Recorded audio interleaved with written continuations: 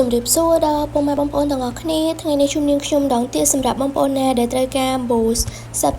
subscribe នៅលើ channel YouTube ចំពោះការ boost subscribe នៅលើ channel YouTube នេះផងដែរបងប្អូនអាច boost នៅលើ channel ខ្លួនឯងក៏បានឬក៏ channel អ្នកដទៃក៏បានដែរដោយគ្រាន់តែបងប្អូនត្រូវការ link របស់ channel តែប៉ុណ្ណឹងឯងហើយក្នុងការ boost នោះផងដែរយើងគ្រាន់តែ copy link channel ហ្នឹងសិនមកហើយនឹងខ្ញុំ copy link channel នេះខ្ញុំដែលត្រូវការយកទៅ boost នេះសិន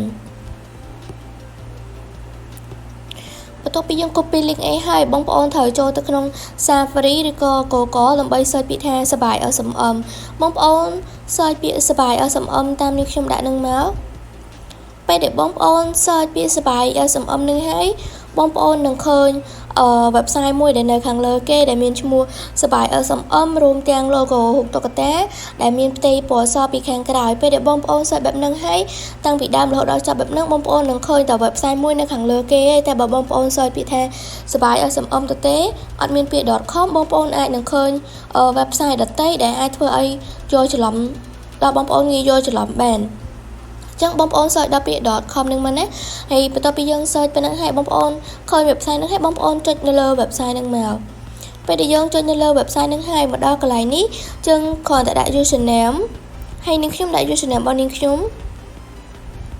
បងប្អូនមាន username របស់បងប្អូនដាក់ username របស់បងប្អូនមកហើយបន្ទាប់មកយើងដាក់ password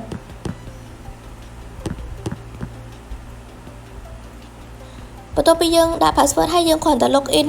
នៅកន្លែងខាងក្រោមហ្នឹងមកគឺរួចរាល់ជាការស្រេចហើយគឺយើងបានចូលទៅដល់កន្លែងប្រើប្រាស់សេវាកម្មហើយប៉ុន្តែចំពោះបងប្អូនដែលមិនទាន់បានចូលឈ្មោះប្រើប្រាស់ website ណាបងប្អូនអាចចុចកន្លែង sign up នៅខាងលើបានអាកន្លែង sign up ដែលនៅខាងលើគេផ្ទៃពណ៌ខៀវបងអស់ហ្នឹងបងប្អូនចុចនៅលើកន្លែងហ្នឹងមកហើយបងប្អូនទៅមើលពីរបៀបចូលឈ្មោះប្រើប្រាស់ website នៅក្នុង channel YouTube របស់នាងខ្ញុំដែលមានឈ្មោះថាសបាយ SMM បងប្អូនទៅមើលក្នុង channel ហ្នឹងទៅបងប្អូននឹងឃើញពីរបៀបចូលឈ្មោះប្រើប្រាស់ website និងរបៀបដាក់ប្រាក់នៅក្នុងគណនីបងប្អូនទៅចូលឈ្មោះប្រើប្រាស់ website ហើយដាក់ប្រាក់នៅក្នុងគណនីមកដើម្បីងាយស្រួលបានប្រើប្រាស់ចំពោះបងប្អូនដែលបានចូលឈ្មោះប្រើប្រាស់ website ដំបូងនាងខ្ញុំ recommend ឲ្យបងប្អូនចាំ username ហើយនិង password បើបងប្អូនអាសាភ្លេចទេបងប្អូនអាច screenshot ទុកក៏បានឬក៏ note ទុកក៏បានដែរបន្ទាប់ពីយើងដាក់ប៉ុណ្្នឹងអីហើយបងប្អូនគ្រាន់តែចុចកន្លែង log in នេះមកពេលដែលយើង log in ហើយគឺយើងបានមកដល់កន្លែងប្រើប្រាស់សេវាកម្មរបស់យើងហើយយើងមើលកន្លែងសេវាកម្មរបស់យើងនេះគឺមានសេវាកម្ម YouTube មានសេវាកម្ម Instagram មានសេវាកម្ម Facebook មានសេវាកម្ម TikTok Telegram អីចឹងទៅប៉ុន្តែក្នុងវីដេអូរបស់យើងថ្ងៃនេះគឺយើង focus ទៅលើ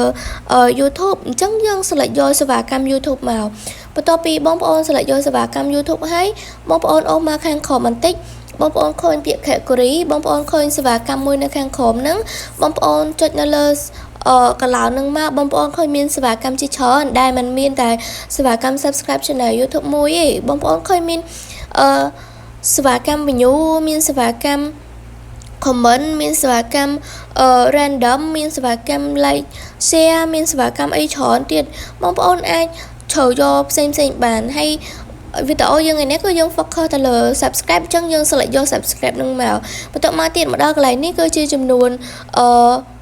ស្វីបងប្អូនចុចនៅលើកន្លោននឹងបន្ទាប់មកបងប្អូនឃើញតម្លៃសេវាកម្មវាមួយតាមតម្លៃនីមួយបងប្អូន select យកសេវាកម្មណាដែលមានតម្លៃធូរថ្លៃមកហើយនាងខ្ញុំសូម recommend ឲ្យបងប្អូនយកតម្លៃដែលសមរម្យបំផុតកុំឲ្យយកតម្លៃធូរថ្លៃពេកហើយក៏មិនឲ្យយកតម្លៃដែលថ្លៃពេកដែរបងប្អូនយកតម្លៃសមរម្យមកហើយឧទាហរណ៍ថានាងខ្ញុំយកតម្លៃ$23ក្នុង1000 subscribe នេះមកបន្ទាប់មកទៀតកន្លែងនេះគឺយើងត្រូវដាក់ link ដែលយើងបាន copy ពីដើមវីដេអូគឺយើងផាសដាក់ក្នុង link នឹងមកបន្ទាប់ពីយើងបានផាស link អីហើយយើងមកដល់កន្លែងនេះគឺយើងជ្រើសយក100ឡើងទៅ100 subscribe ណាយើងខំ100គឺយើងអត់អាច submit បានទេហើយចំនួនទឹកប្រាក់ដែលយើងត្រូវចំណាយគឺចំណាយ$2.32ហើយបន្ទាប់មកដល់ខាងក្រោមទៀតគឺយើងអត់មានអីត្រូវនេះហេបងប្អូនគឺយើងអត់មានអីត្រូវបំពេញទៀតទេអញ្ចឹងយើងគ្រាន់តែចុចពាក្យ submit នឹងមក ហើយបន្តមកយើងគ្រាន់តែរងចាំវាបន្តិចទៅវាលុបទាំងពណ៌ខៀវបែបនេះបានន័យថាការបញ្ជាទិញសេវាកម្មរបស់យើងនឹងគឺជោគជ័យរួចរាល់ជាការស្រាវជ្រាវហើយបងប្អូនចង់ដឹងពីកន្លែងសេវាកម្មណាផ្សេងទៀតនៅក្នុង channel YouTube ឬក៏ channel នៅក្នុងកម្មវិធី Facebook